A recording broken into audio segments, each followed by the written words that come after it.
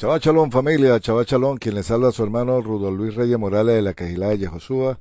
Saludos cordiales para todos ustedes familia. Hoy en este John de reposo para disfrutar una vez más de lo que el Padre nos regala, de lo que el Padre nos da y que es toda una verajot, toda una bendición el poder estar con todos ustedes nuevamente en los John Shabbat, en los John de reposo, los tiempos señalados y lo que es comienzo de mes. También doy la gloria al Padre y a nuestro Rey Yeshua Hamashiach por permitirme estar aquí con todos ustedes, con mis hermanos, los que están cerca, los que están lejos y quienes pertenecemos a la Quejilá de Yehoshua y que siempre estamos en Ejad, en un mismo sentir y que ese mismo sentir nos une para poder así conocer nuestra ley o nuestra Torah que el Padre nos regalara a través del convenio, del pacto que hiciera con Moshe en el monte Sinai. Y que nosotros, siendo injertados por los méritos que hiciera Yeshua Hamashiach, nuestro rey, ratificara, como se llama, el pacto renovado, el Brit Hadashat, y que es toda una bendición, toda una verajot, el poder gozar de la Torah, porque nos dice la Torah que es el Dios que hizo cielos y tierra, que es el Dios de Israel, y que nos dio ese convenio, ese regalo, ese obsequio, por los méritos que hiciera Yeshua, para poder disfrutar de su presencia, de lo que es el gozo, pero no solamente su presencia, sino una herencia, una tierra, un pueblo, una nación, y hasta el templo. Y que hoy por hoy no está, pero que hoy somos nosotros esas piedras vivas para así edificar el templo que Él estableció con su pueblo, sus escogidos. Y es para mí un privilegio ser parte de esa piedra. Usted también lo es. Y por eso la gloria y la honra a nuestro Padre y a nuestro Rey. Así que siéntase en casa, siéntase cómodo. Y también les animo, ya que estamos cercanos a celebrar el sede de Pesa, y que prácticamente también estamos en el otro tiempo de Teshuvah,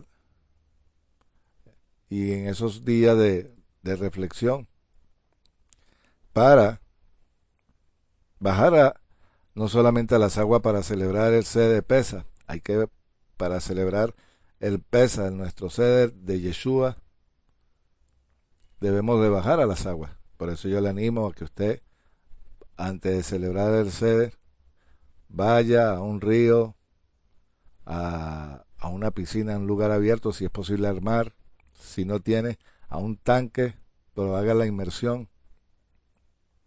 Y si usted quiere conocer de esto, por supuesto no puede contactar a través de las redes sociales, WhatsApp, Telegram, Facebook y también por el chat de la página del Yo Soy que está ahí en la radio y que también por ahí le podemos responder. También por Messenger inclusive.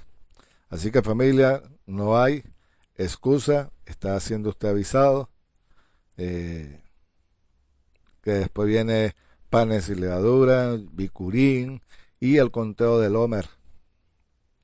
Y siempre se publica la información de lo que se va a enseñar en ese tiempo, lo que se va a compartir, y que usted esté atento a todo lo que se comparte en la Quejilá de Yehoshua por las redes sociales, para estar informado a lo concernente a lo que es el sede de Pesa, la conmemoración de nuestro rey Yeshua Hamashiach, y como dije, el conteo del Homer, todo lo que se hace en el tiempo de las primaveras. Así que bueno, familia, era lo que quería decirles. Aprovecho también para saludar el cuerpo de Morina de la Quejilá y a nuestros mentores, como lo es nuestro estimado amigo y amiga, el Moriarón Morales y su esposa, la Mora Araceli. Ellos son los Roín de la Quejilá de Yehoshua, y por eso nuestro saludo y nuestro afecto a nuestros mentores. Bien, vamos a dar inicio entonces a la parashá y decimos: Shema Israel, Jehová Eloheinu, Jehová Echad. Baruch en Kevó, Malhutó, Leolam Bae. Escucha Israel a Jehová nuestro Dios. Jehová es primero y bendito sea su nombre de su glorioso reino, desde ahora y para siempre. Amén y amén. Bueno, estamos en el libro de Bat Midbar, en el desierto, y que ya hemos visto parte de lo que es el desarrollo de lo que era las ordenanzas que el Padre le estaba dando a su pueblo, lo concernente a lo que era el tabernáculo, lo concernente a lo que era eh, el tabernáculo como tal, pero también leyes al pueblo, lo que se podía comer, no comer, el ejército, es decir, poniendo siempre leyes para que el hombre o el ser humano, no solamente el pueblo de Israel, ya nosotros injertados allí, pudiéramos estar en la presencia del Padre, pudiéramos conocer cuál es su voluntad y que Él tiene un pueblo apartado para Él. Pero que ese pueblo apartado para Él tiene que conocer su voluntad. Por eso es bueno conocer la Torá. La Torá es la base legal, un documento que el Padre le entregó, como dije, en el monte Sinai a Moisés, y que él era el intermediario de ese pueblo. Pero que también las funciones que tenía, o los deberes que tenía el pueblo de Israel, deberes y derechos, tenían que conocer lo que eran también las leyes, los sacrificios que estaban en el tabernáculo. Pero que también el Padre le pone y recordatorios, puso señales, puso avisos, donde Él quiere poner, no solamente es una alerta, sino que conozca su voluntad. Entonces, en el capítulo 9, y el nombre de la parashá se titula O Yamin, o Jodesh, o Yamin, que significa si ya fuese de día, o en un mes, o en un año. Y eso está en el libro de Números, capítulo 9, del pasú 22, hasta el capítulo 10, vamos a ver, hasta el verso 36, Tehilín 103, 1 Corintios 14, del 1 al 19. Entonces, como decía, en esa unidad que el Padre quiere tener, no solamente leyes, cláusulas, sino una intimidad con su pueblo, con su novia, con lo que Él escogió y que nosotros adoptamos por lo que hiciera el Mesías, siempre ha querido tener contacto. Pero en el capítulo 9, en el pasú 22, habla y le dice: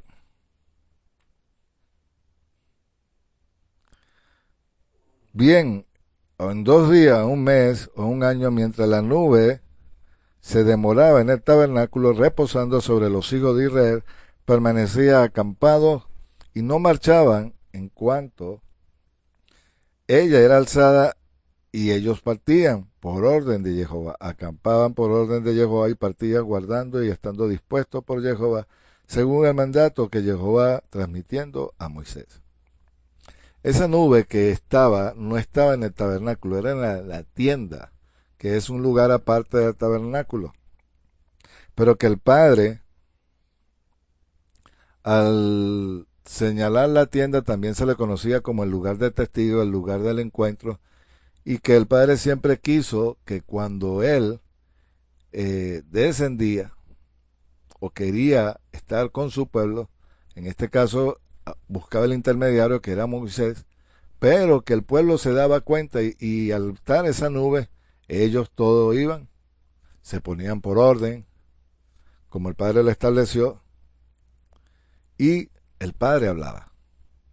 Tanto así que Moisés dice que cuando salía, emitía, irradiaba, y tenía que ponerse un velo para que no fuese tan fuerte y el pueblo pudiera acercarse a Moisés.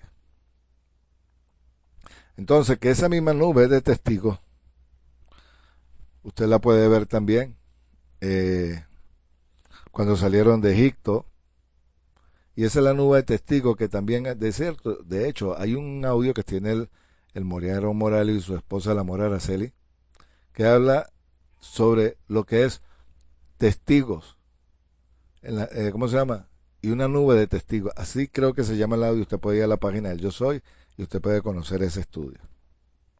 Entonces, que esa nube de testigos, inclusive cuando venga nuestro Mesías, eso está en el capítulo de Mateo. Si quiere lo buscamos y está en Mateo 24, el verso 30.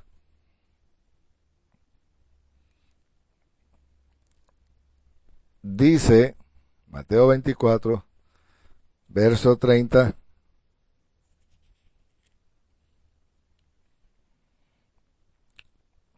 Entonces aparecerá una señal en el cielo, y el Hijo del Hombre y todas las tribus de la tierra se lamentarán. Entonces verán al Hijo del Hombre venir sobre las nubes del cielo con poder y gloria. Y cuando está hablando con poder y gloria, no solamente está hablando de los ángeles, sino que está hablando de esa nube de testigos que nosotros, que somos sus testigos, que somos lo que creímos en Él, se refiere a esa nube. Claro, va a bajar con ángeles, pero que va a bajar con una nube y testigos. Eso también lo dice el libro de Hebreos, capítulo 12.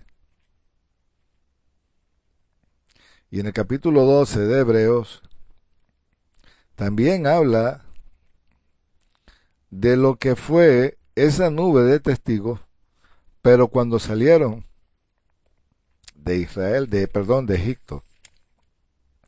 Y dice,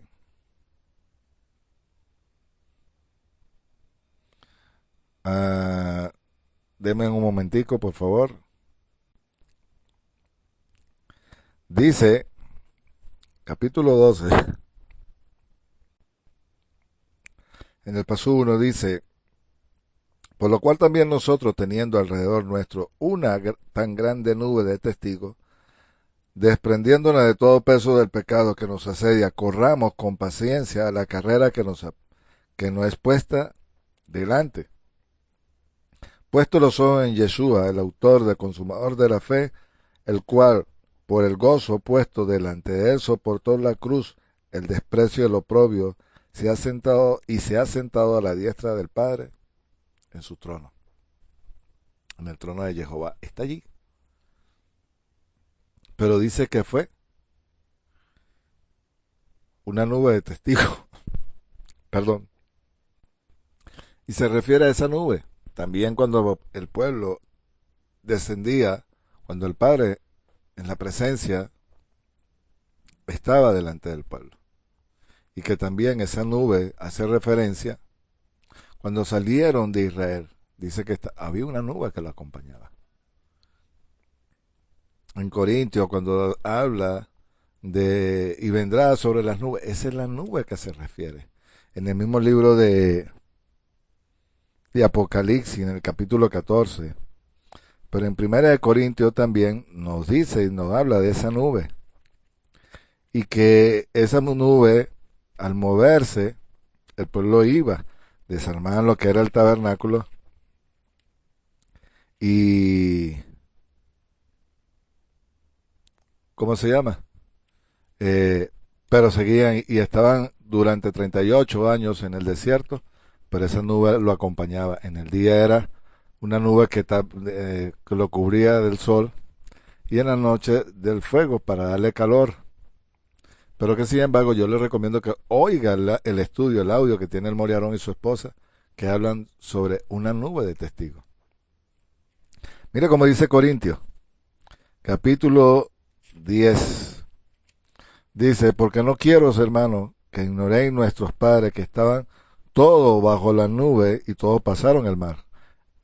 Y en Moisés todos fueron bautizados en la nube y en el mar. Y todos comieron el mismo alimento espiritual. Y todos bebieron la misma bebida espiritual. Porque bebían de la roca espiritual que les seguía. Y la roca era ¿quién? Yeshua. Pero a Dios no le agradó de muchos de ellos, pues quedaron tendidos en el desierto. Que nosotros no nos quedamos tendidos en el desierto también, por desobedecer al Padre. Tengamos cuidado, familia. Tenga cuidado, porque nosotros también somos parte de esa nube de testigos de lo que es alrededor. Y como lo dije, en capítulo 14 del libro de Apocalipsis. Quiero seguir y tiene que ver con las trompetas en el capítulo 10 de ahí mismo del libro de Números. Y es que el Padre le manda a dar órdenes con las trompetas de plata. Hoy por hoy no hay templo, hoy por hoy quienes tocaban las trompetas al chofar eran ellos. Y eso era un ruido tan fuerte cuando se tocaba las trompetas.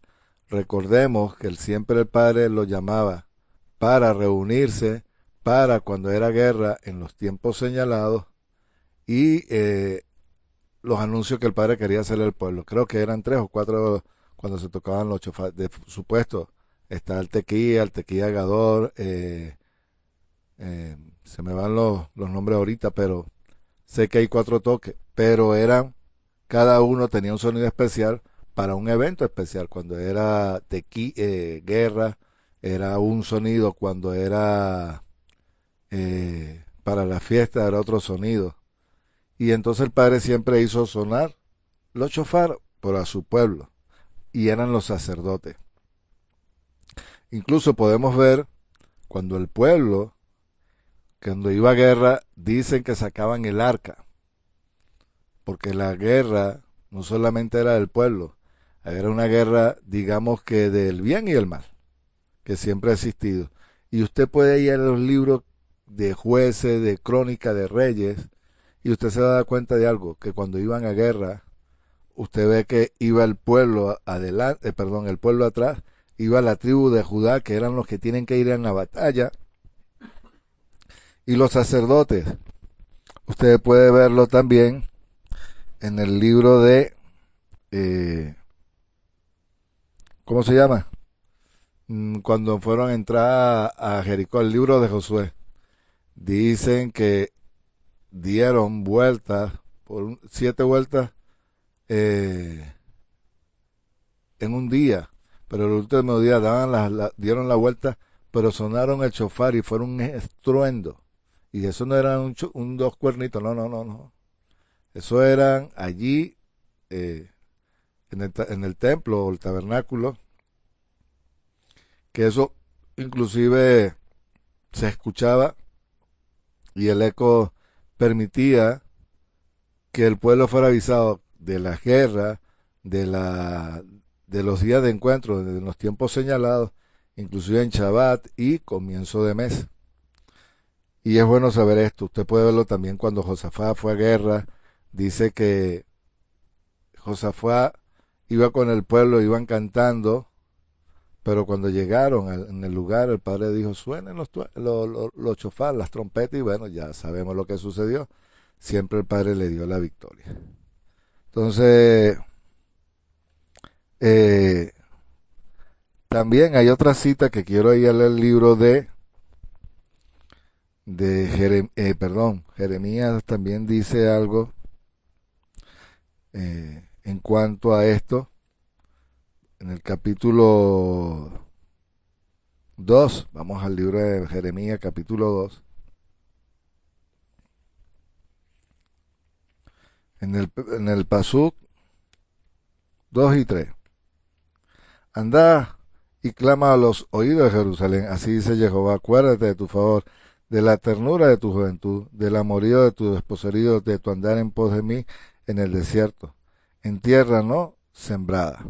E Israel era santidad de Jehová, primicia de su cosecha. Quien osaba comer de ella lo pagaba, la calamidad venía sobre ella y el oráculo de Jehová.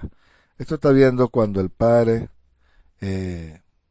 está hablando en el tiempo de que el pueblo andaba, digamos que errante, pero que el Padre quería que clamaran, y ese clamor se convierte en el chofar, porque el Padre le estaba llamando la atención.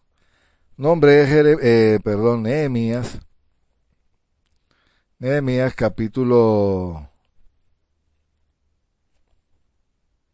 12, Edra también lo menciona.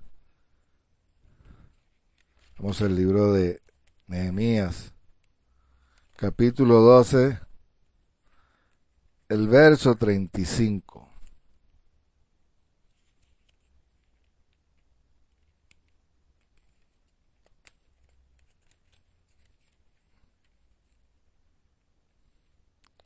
Y, algunos de los hijos de los sacerdotes marchaban con trompeta.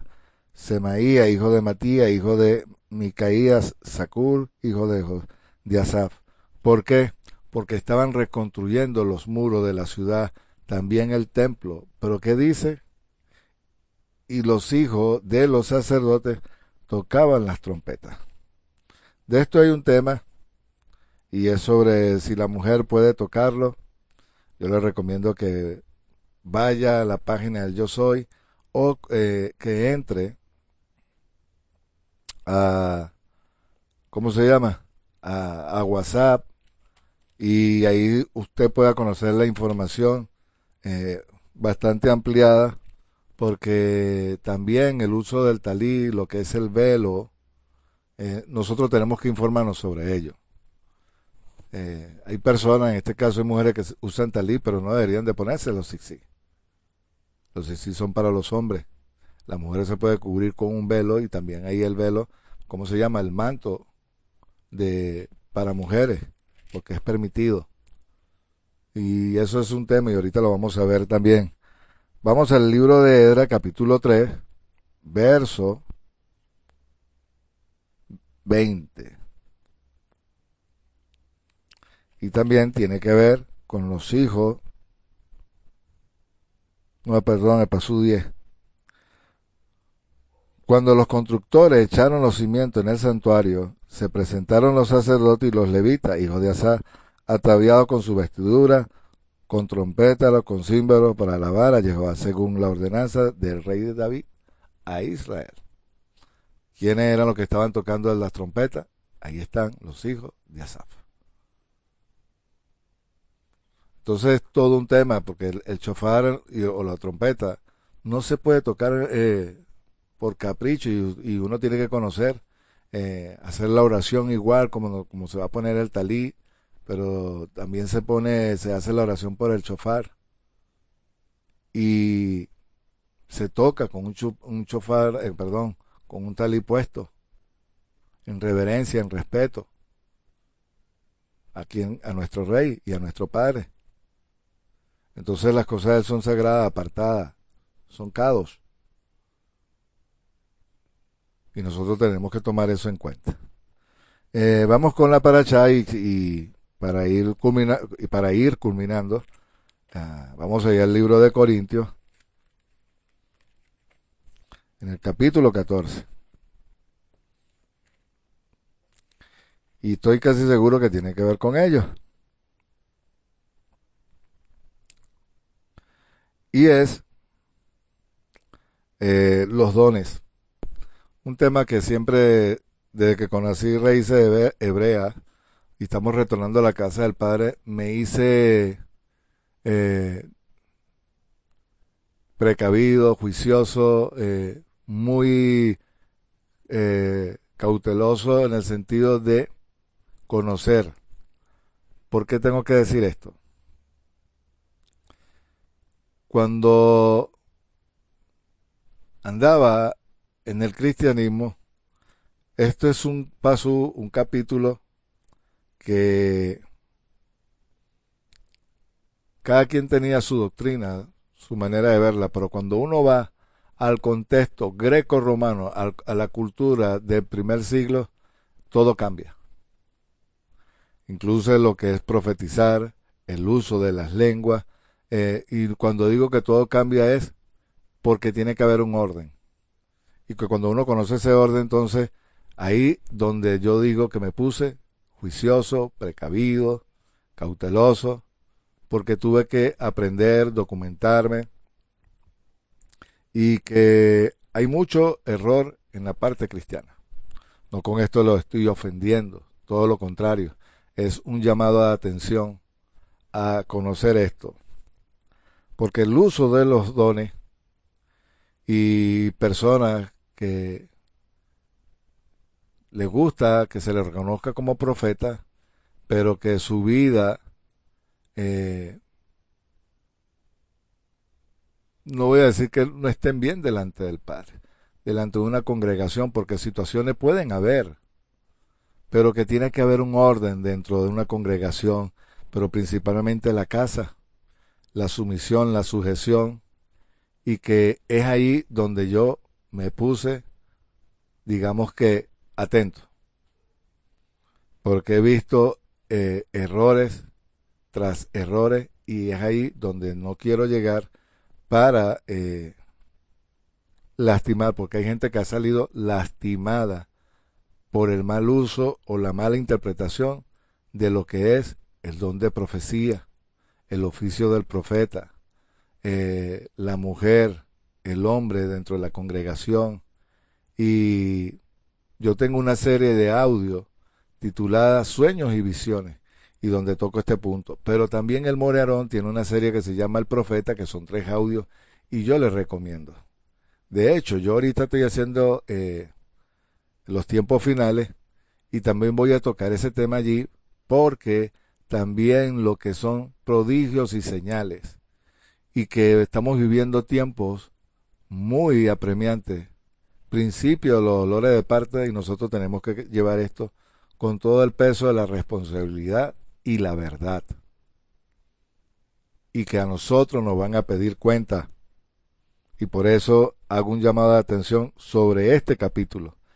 Seguid en el amor y procurad los dones espirituales, pero sobre todo que profetice, porque el que habla en lengua no habla a los hombres, sino para Jehová, pues nadie lo entiende, porque el Espíritu habla misterio. Pero el que profetiza habla a los hombres para edificación y exhortación y consuelo. Miren, un profeta que diga que el pueblo de Israel fue dejado, esa profecía no es bíblica. Y esa teoría del reemplazo, donde el pueblo de Israel queda rezagado a un lado y que la iglesia supuestamente la es espiritual, y a eso es lo que yo me llamo la teoría del reemplazo, tal teoría lo que ha hecho es daño a las personas, al creyente en el Mesías. Y por no conocer los profetas, la cultura, los tiempos, la manera que hablaban los profetas, y no estoy hablando en la manera del hablar en cuanto a habla, sino al contexto, el llamado de atención, a qué fueron los profetas.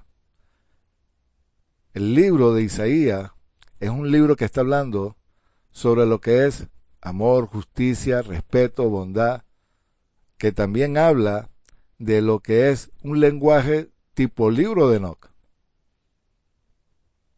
Y que todo ese libro de Isaías habla en ese contexto. Los profetas en su parte, el Brit Hadashat, muchos libros hablan de esa manera, en ese contexto lenguaje Enoc. Y es ahí mi preocupación. Y cuando digo mi preocupación es por la manera de los profetas que están excluyendo a personas, a pueblos, y que por no conocer la Torah se ponen supuestamente, yo puedo creer en la restauración del pueblo de Israel y nosotros, porque es bíblico, es toráctico. Y los profetas profetizaron de acuerdo al libro de Bereshit hasta Deuteronomio. Ellos no hablaron de otro libro. Que el contexto, la manera, puede ser parte del libro de Enoc, sí, pero el contexto particular, el peso de la Torá, ese es el sentido de la profecía.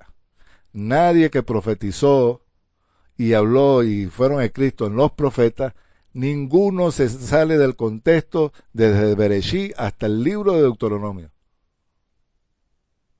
Ezequiel, Jeremías, Daniel, Zacarías y los profetas menores, todos hablan sobre la Torá, justicia, bondad, los tiempos finales, el juicio de las naciones. Pero el llamado de atención a quienes, a los reyes de Israel y a quienes tenían tierra y tenían, digamos que empresas, y que tenían que hacer a quien, justicia a quien, a la viuda y al pobre, y que había una manera de oprimir al pueblo y ellos, ese era el llamado de atención, pero que también se volvieran al Padre. y habla de las dos hermanas, habla de las dos casas, y habla de nosotros injertados en la Torá. Y que hoy por hoy esa teoría en reemplazo, vuelvo y digo, están diciendo cosas que no son. Y es ahí mi preocupación. Todo este contexto del libro de Corintios, en el capítulo 14, el uso del velo de la mujer, también hay enseñanza allí que tiene la Morá Araceli y el Moriarón, que también habla de las, ¿cómo se llama? El uso del velo, los ornamentos de la mujer, porque para mí es importante, porque hay personas que, inclusive en hermanos creyentes, que sus esposas tienen que andar con falda, porque eso fue en el primer siglo y como se manejaba en aquel entonces. Claro que tiene que estar decentemente, sí, que no permite que la mujer se pinte. Oye, por favor, los extremos.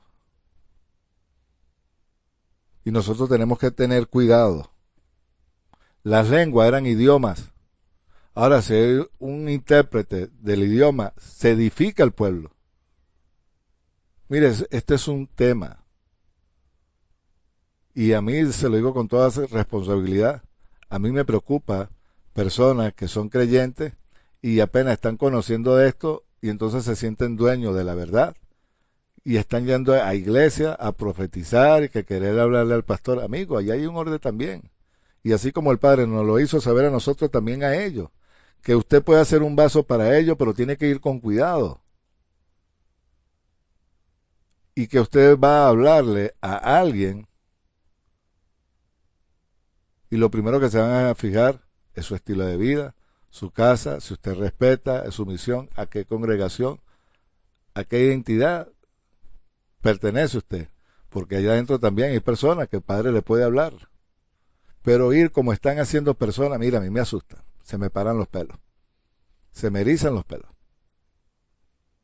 Porque esto es un tema muy delicado, familia.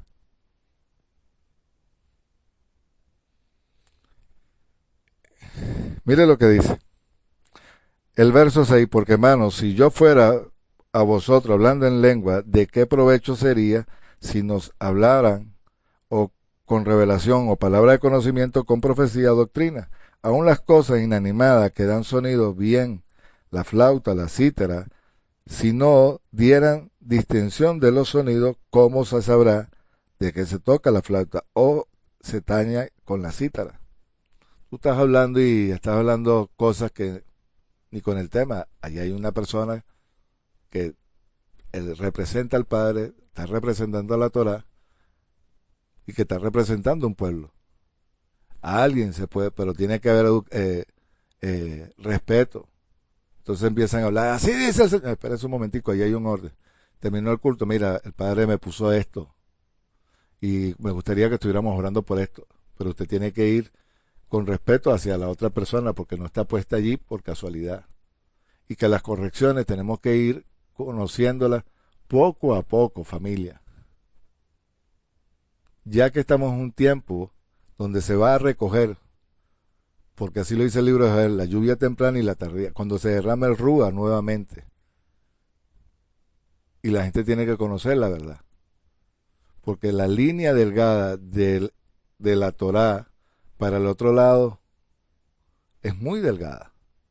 Y usted puede ver a Pablo exhortando a Timoteo, usted puede ver a Pablo también en el libro de Pedro que está exhortando, Tito también, de personas también en Corintios, de supuestos apóstoles que estaban negando y ya la doctrina la habían cambiado.